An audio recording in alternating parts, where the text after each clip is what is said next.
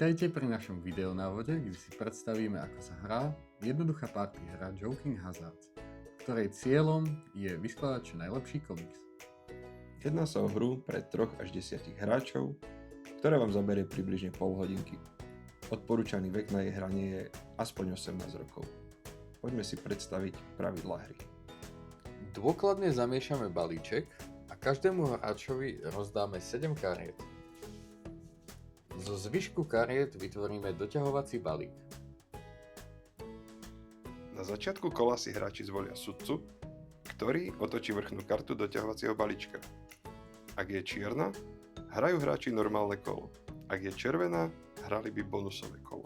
K tomu sa vrátime v pravidlách neskôr. Pri normálnom kole si sudca vyberie jednu zo svojich kariet a vyloží ju z ľubovoľnej strany k už vyloženej karte.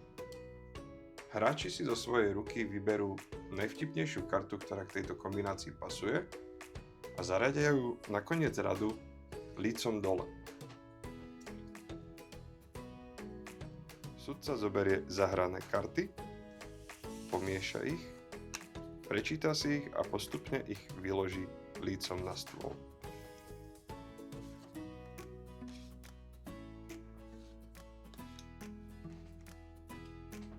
Sudca si potom vyberie najlepšiu kartu, ktorá dotvorí komiks a tým určí víťaza daného kola. Hráč, ktorý túto kartu zahral, si ju vezme ako víťazný bod a zvyšné karty odhodíme na odhodovací balíček.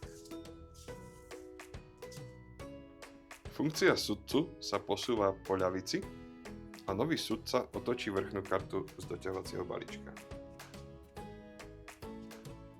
Červená karta znamená bonusové kolo a ide na koniec rady.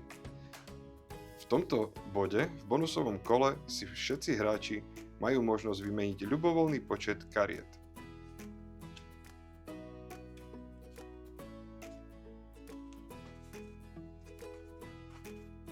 V bonusovom kole si všetci hráči okrem sudcu vyberú 2 karty zo svojej ruky, ktoré doplnia prvé 2 časti komiksu a vyložia ich lícom dole.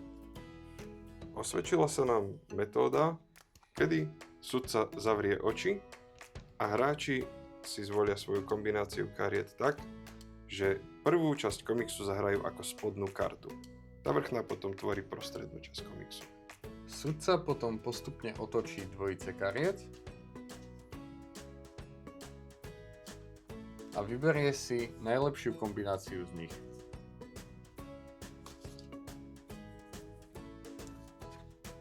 Daný hráč, ktorý túto kombináciu zahral, sa stáva víťazom tohto kola a získava 2 body. Ostatné idú na odhodzovaciu kôpku.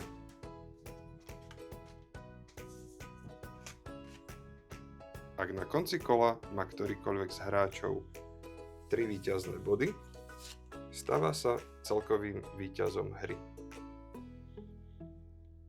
My to však hráme tak dlho, kým nás hra neprestane baviť. A to je všetko. Ak máte nejaké ďalšie otázky, neváhajte nám napísať. Veríme, že video bolo zrozumiteľné a že hra vás bude baviť.